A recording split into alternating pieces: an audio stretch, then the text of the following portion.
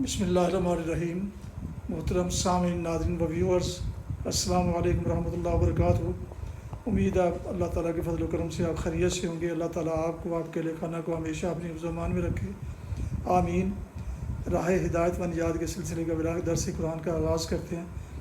مدرس ہوں گے جناب قاری حافظ مولانا محمد اقبال صاحب، خطیب جامعہ مسجد نگینہ انصاریہ شیخوپورہ۔ اسے میں اپنے یوٹیوب چینل بشیر رشیدی سے آپ کی خدمت میں پیش کروں گا۔ یہ روحانی اور قرآنی ولاگ جو سراسر باعث خیر، باعث برکت اور باعث ثواب ہے، یہ تقریباً ہر صبح میں آپ کی خدمت میں اس چینل سے پیش کرتا ہوں۔ لہٰذا اگر آپ نے ابھی تک اسے سبسکرائب نہیں کیا تو پلیز سبسکرائب کر کے دوستوں سے شیئر بھی کر لیں اور بیل آئیکن کو پریس کرنا نہ بھولیں۔ شکریہ۔ شروع کرتے ہیں درس قرآن۔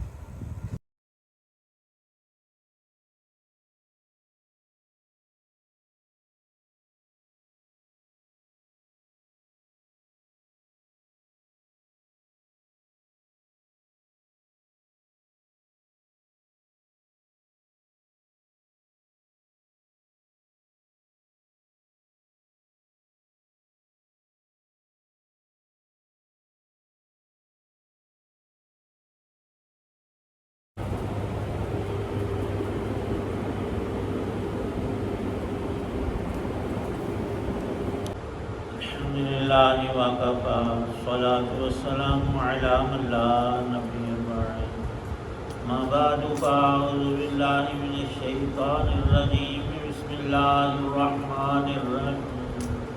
هم الذین یقولون لا تنفقوا علی من عند رسول اللہ حتی ينفضوا وللہ خزائن السماوات والارض ولکن المنافقین لا یفقہون۔ یقولون لئن رجعنا إلى المدینة لیخرجن الأعز منها الأذل وللہ العزة ولرسولہ وللمؤمنین ولکن المنافقین لا يعلمون۔ صدق اللہ العظیم۔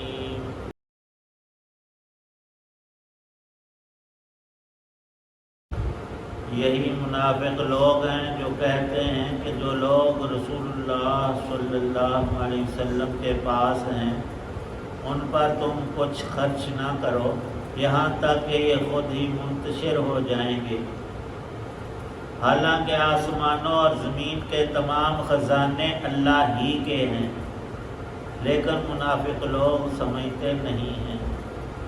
کہتے ہیں کہ اگر ہم مدینے کو لوٹ کر جائیں گے تو جو عزت والا ہے وہ وہاں سے ذلت والے کو نکال باہر کرے گا، حالانکہ عزت تو اللہ ہی کو حاصل ہے اور اس کے رسول کو اور ایمان والوں کو، لیکن منافق لوگ نہیں جانتے۔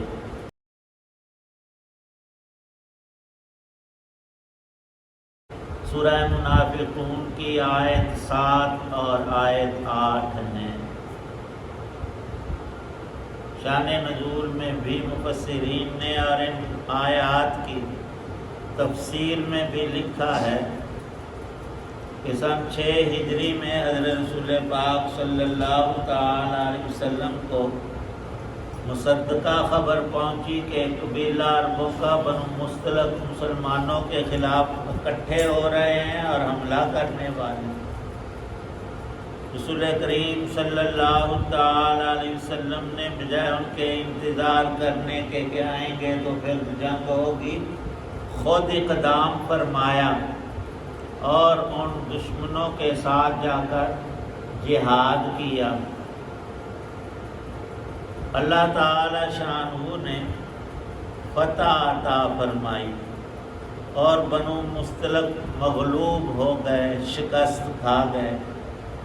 آگے تفصیل میں ہے، بعد میں وہ لوگ مسلمان بھی ہو گئے۔ اس موقع میں واپسی پر وہاں ایک چشمہ تھا، پانی کی جگہ، تو حضور نبی پاک صلی اللہ تعالی علیہ وسلم چند روز وہاں ٹھہرے۔ اس قیام کے دوران 2 مسلمانوں میں جھگڑا ہو گیا۔ اللہ کی شان کے ایک کا تعلق انصار سے تھا اور دوسرا بندہ وہ مہاجر تھا، اور لڑائی بڑھنے لگی تو ہر ایک نے اپنے ساتھیوں کو اس نام سے پکارا کہ انصاری صحابی نے، اس مسلمان نے کہا کہ اے انصار کے لوگوں میری مدد کرو۔ مہاجر نے بھی اسی طرح کی پکار لگائی، دونوں طرف سے لوگ لڑنے کے لیے اکٹھے ہونے لگے۔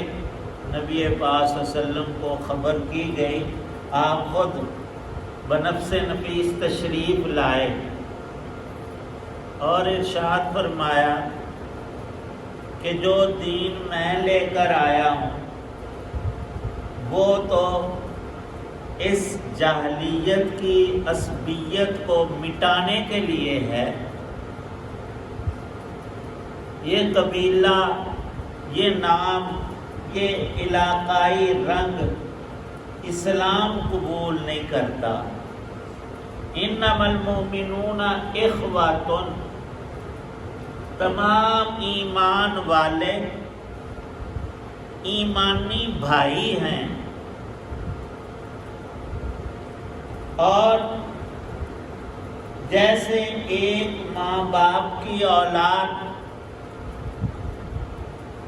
اسی طرح ایک ہی سچا دین اسلام ہے، اس میں داخل ہونے والا کسی علاقے کا، کسی رنگ کا، کسی قوم کا بندہ ہے، مسلمان ہو گیا تو سب برابر ہیں۔ اب عصبیت کا نام قبیلوں کا، قوموں کا، علاقوں کا، وہ نہ رب کو پسند ہے نہ اللہ کے رسول کو صلی اللہ علیہ وسلم، اور سب کو سمجھایا کہ آئندہ تمہارے اندر یہ بات میں کبھی نہ دیکھوں۔ جن دو آدمیوں میں لڑائی ہوئی تھی ان میں معافی تلافی کروا کے نبی پاک صلی اللہ علیہ وسلم نے صلح کروا دی۔ بعد ازاں شرارتی لوگ ہوتے ہیں، اور وہاں تو منافقین کے افراد موجود تھے۔ عبداللہ ابن ابی ابن ابی سلول جو کل بھی عرض کیا تھا، رئیس المنافقین تھا، اور کوئی موقع ہاتھ سے جانے نہیں دیتا تھا، مسلمانوں کو بدنام کرنے، ایذا پہنچانے، آپس کے لڑائی جھگڑوں کو بھڑکانے کے لیے اسے اشارہ ہی چاہیے تھا۔ جب دیکھا اس نے کہ یہ تو معاملہ اس طرح ہوا تو وہ اندر کھاتے لگائی بجھائی کرنے لگا، اور انصار صحابہ میں بعضوں کو الگ کر کے کہنے لگا کہ تمہاری اپنی غلطی ہے، یہ لوگ مکے سے ہجرت کر کے آئے تھے، تم یہاں کے اصلی باشندے مدینے کے، تم نے خود ہی ان کو ٹھکانہ دیا اور اپنی جائیدادوں میں، مال منال میں، چیزوں میں ان کو حصے دار بنایا۔ اب 4-5 سال میں یہ زور پکڑ کر تمہارے اوپر ہی حکمران بنتے جا رہے ہیں، تمہیں غیرت کرنی چاہیے۔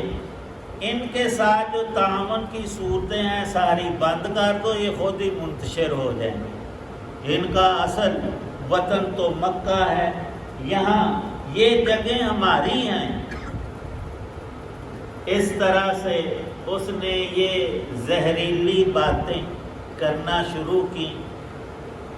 ایک صحابی تھے، وہ بھی انصار میں سے، لیکن وہ نوجوان تھے، زید بن ارقم ان کا نام تھا۔ انہوں نے یہ بات سنی اس منافق کی، اور نبی پاک صلی اللہ علیہ وسلم کے پاس جا کر عرض کی کہ وہ بندہ اس طرح سے دوبارہ پارٹیاں بنا کر لڑائی پہ اکسانے کی کوششیں کر رہا۔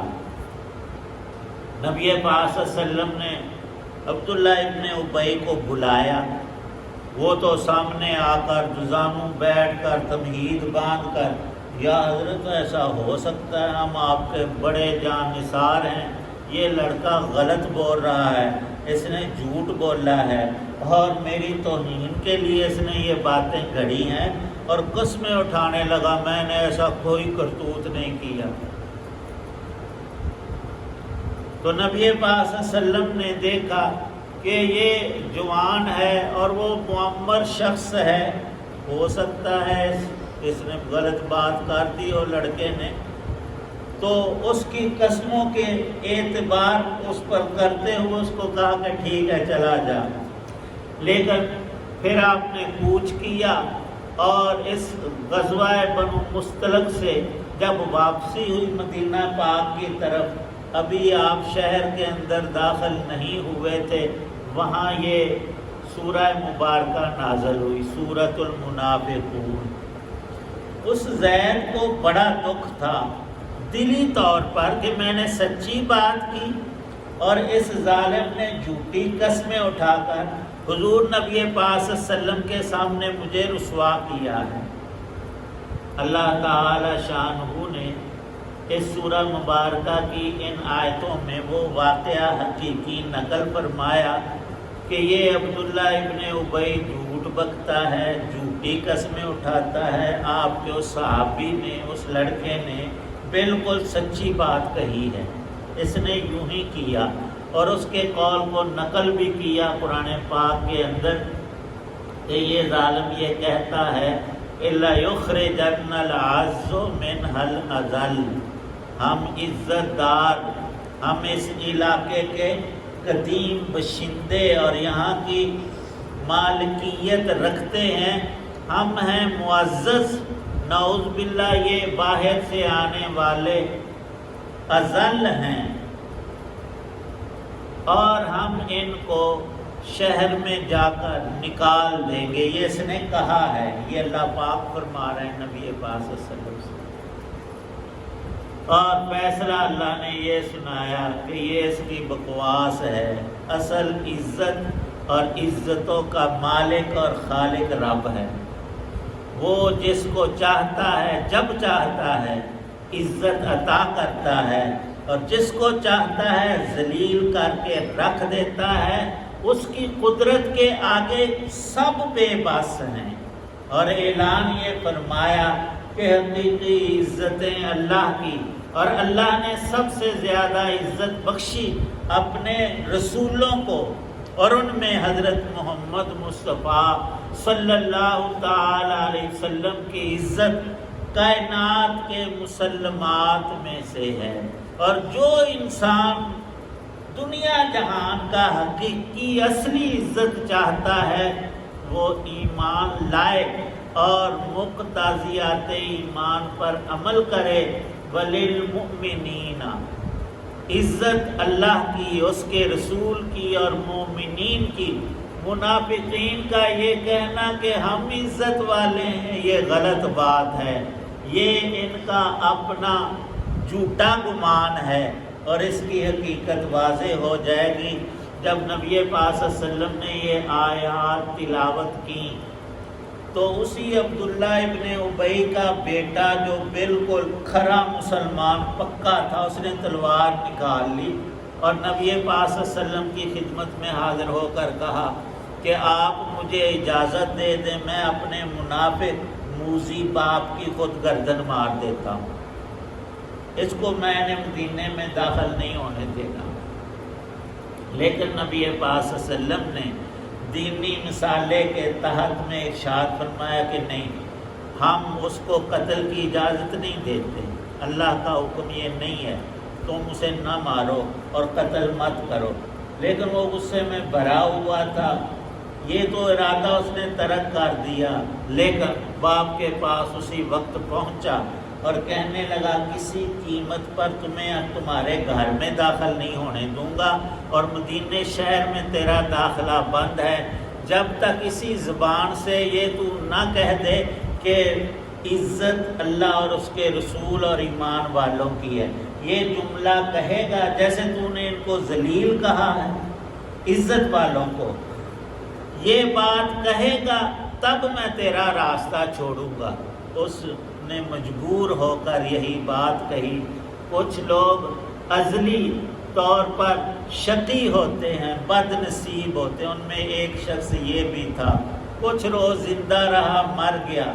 بیٹے نے کہا نبی پاک صلی اللہ علیہ وسلم سے کہ وہ زبان سے کلمہ تو پڑھتا تھا باپ میرا، آگے حقیقت کا آپ کو بھی علم ہے، قرآن پاک میں بھی واقعات ہیں، میری درخواست ہے کہ آپ اس کی نماز جنازہ پڑھا دیں، شاید بخشش ہو جائے۔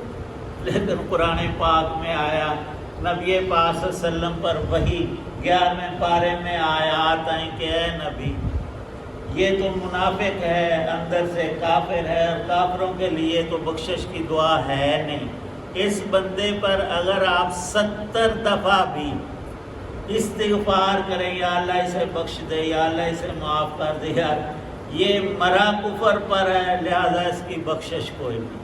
وَلَا تُصَلِّ عَلَىٰ أَحَدٍ، اور حکم آ گیا کہ آئندہ کوئی بھی منافق مر جائے جس کی رپورٹ وہی سے آپ کو اللہ نے بتایا ہے، تو آپ نے اس کی نماز جنازہ نہیں پڑھنی۔ حق تعالی شانہ نے اس موقع میں بتا دیا کہ عزت حقیقی اللہ کی، اس کے پاک پیغمبر صلی اللہ علیہ وسلم کی، اور دنیا کا ہر وہ انسان عزت والا ہے اللہ کے ہاں۔ حقیقی عزت اسے حاصل ہے جس کے اندر ایمان ہے، جس میں ایمان نہیں اللہ کے نزدیک وہ کمینہ ذلیل عزت سے خالی شخص ہے۔ اللہ پاک ہم سب کو ایمان کی تکمیل نصیب فرمائیں۔ وآخر دعوانا الحمدللہ رب العالمین، والصلاة والسلام علی رسول النبی الکریم۔ یا رب لک الحمد کما ینبغی لجلال وجہک ولعظیم سلطانک۔ اللہم صلی علی سیدنا محمد وآلہ بقدر حسنہ و جمالہ و کمالہ۔ یا اللہ پاک سب بیماروں کو شفا عطا فرما، ہم سب کی پریشانیوں کو دور فرما۔ جتنے حضرات موجود ہیں دعا میں سب کی نیک دعاؤں کو قبول فرما، روزوں کو قرض سے نجات عطا فرما۔ یا رب کریم تمام مسلمانوں کو پانچوں نمازوں پہ استقامت عطا فرما، ہم سب کو، ہمارے گھر والوں، آل اولاد، نسلوں کو قرآن پاک کا نور نصیب فرما، تلاوت سمجھ عمل کی توفیق عنایت فرما۔ یا اللہ پاک ہماری دینی دنیاوی جتنی جائز ضروریات حاجات ہیں اپنے خزانوں سے عطا فرما، ہر کام حضرت رسول پاک صلی اللہ علیہ وسلم کی سنت کے موافق کرنے کی توفیق عنایت فرما۔ جتنے بھی اہل ایمان دنیا سے چلے گئے سب کی بخشش فرما، نیکوں کے درجے بلند فرما، ہم میں سے ہر ایک کو حسن خاتمہ کی دولت نصیب فرمانا۔ صلی اللہ تعالی علی خیر خلقہ محمد وعلی آلہ واصحابہ واہل بیتہ اجمعین، آمین برحمتک یا